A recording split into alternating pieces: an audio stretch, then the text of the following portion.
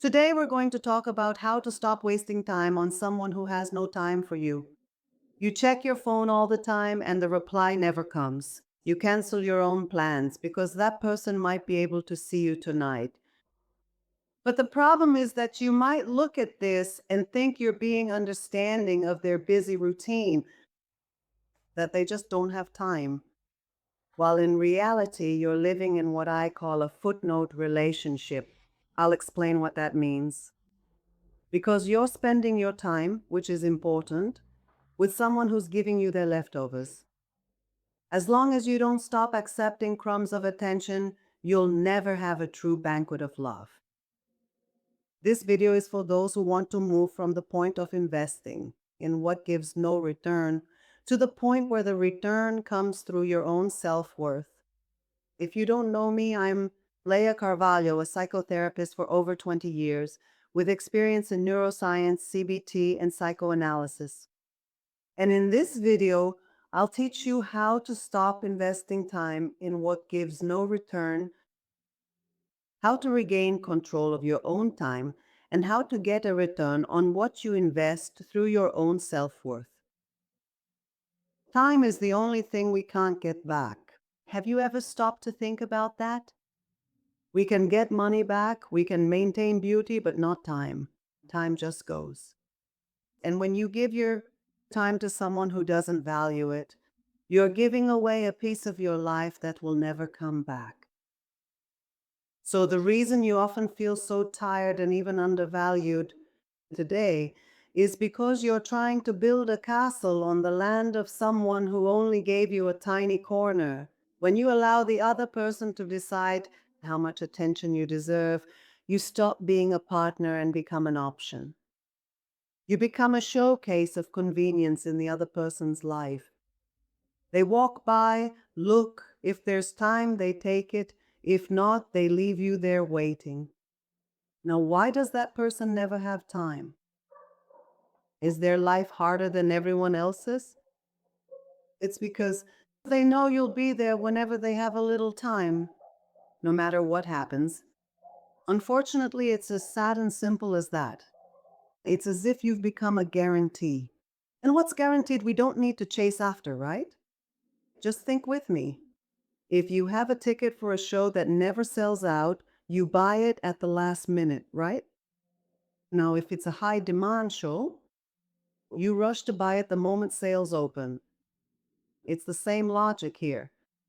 If you understand that the time someone dedicates to you is the exact gauge of their interest, you'll stop making up excuses for their indifference.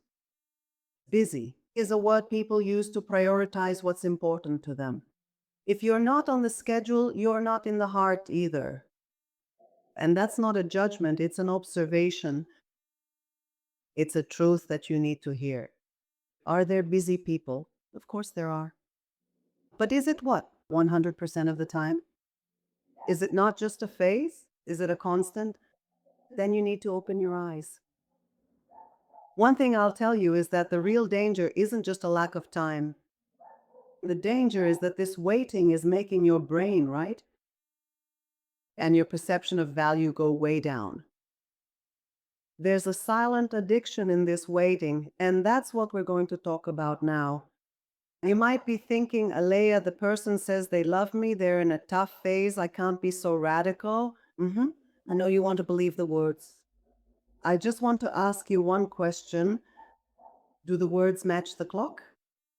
Because love without time is an idea, not a reality. If the person constantly has no time for you, you're living a fairy tale you tell yourself and not a reality. A phase where someone is busy is one thing, a constant where they never have time makes no sense at all. And then you start living by counting the pennies on the stopwatch. You settle for a 15-minute call, for a good morning text that was only sent at 2 in the afternoon, right? A last-minute meeting because there was a little time left, not even enough time to get ready like you wanted. You're training your nervous system to live on little bits of dopamine. You stay in a state of alert, waiting for the phone to beep, and when it does, you feel a sense of relief. And you start to confuse that relief with happiness. It's the same feeling as an addict waiting for the next dose. Imagine you're incredibly thirsty in the middle of the desert. Someone gives you a spoonful of water. You're grateful. But that spoonful of water doesn't quench your thirst. It just keeps you alive enough to keep suffering in the desert. That's what this person is doing to you. She gives you the bare minimum so you won't leave, but never enough for you to feel secure. And you, in your neediness, mistake this spoonful of water for love. You cling to the hope that one day the person will change, that one day they'll give you what you deserve. That day never comes because they have no incentive to do so. Now, let me tell you the real reason why that person keeps doing this to you. There is a psychological reason why the phrase "I'm busy" works so well to keep you trapped. Why doesn't the person change, even seeing that you're not okay with it? Why do they keep giving you just a tiny piece of the baseboard to build on? The mistake you're making is believing that your suffering will awaken compassion in them, that they'll see you're not doing well in that situation, and they'll change because you don't realize that your suffering there, your discomfort, your anguish, only proves to the person that they're in control, and that brings them a lot of security. I'm not saying they do this consciously, it's unconscious, it's feelings, but it reinforces a feeling in them. You don't change a person's behavior by explaining to them how you feel. It's almost like a need we have to show or tell the other person how we feel. But we only change the other's behavior by changing our own reaction to what they do, our own behavior. Because in truth, the other person only values you when they run the risk of losing you. If you're an eternal guarantee, you're just a piece of furniture, not a life priority, you see? You're like a spare tire that's only used when the main tire goes flat, you see? And how do you turn the tables? How do you get out of this place that's really bad, right? And move to a place of dignity for your own time? I'm going to give you 3 impactful steps, okay? That will make the other person understand that your time is sacred. So, step 1, kill the availability. End it for real. Look, I'm not talking about games. I don't like games. I don't believe in them. I'm telling the truth. Stop responding right away. Stop canceling your plans because of that person. If the person calls you last minute, the answer is, I already have plans today. And the plans can even be with yourself and with your pajamas and your book and your bed. Show that your schedule has an owner, and that owner is you. Your life isn't a hole that someone fills when they have nothing else to do, okay? Make your life important and fill it with things that are important to you. That way, you're not playing games, you're giving a true response. Step 2, establish the standard of presence.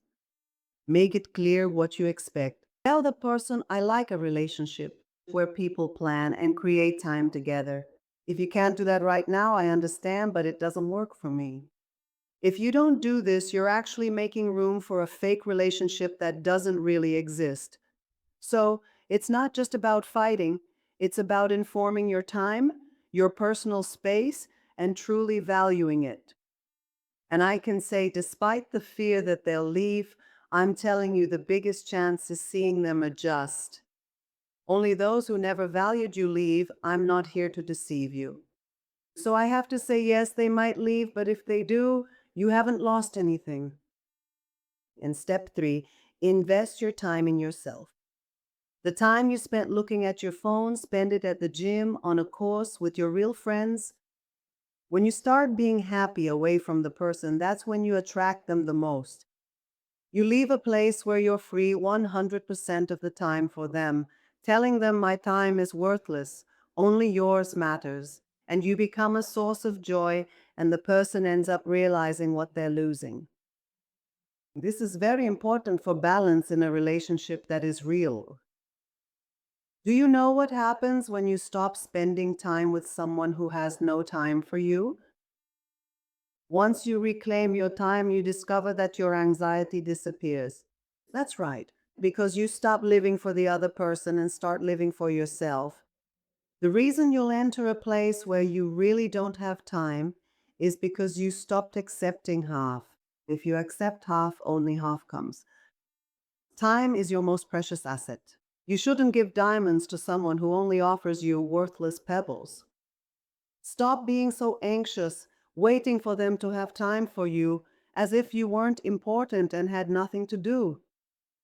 Your place isn't on the cover of the story, it's not in the footer. You have a leading role. And if this video helped you, woke you up, comment, like, click the bell, and share. There's nothing better for you to open up a space of self-worth than to divide, share, and pass forward what can truly help other people. All right, my love. I'll see you in the next video. Kisses.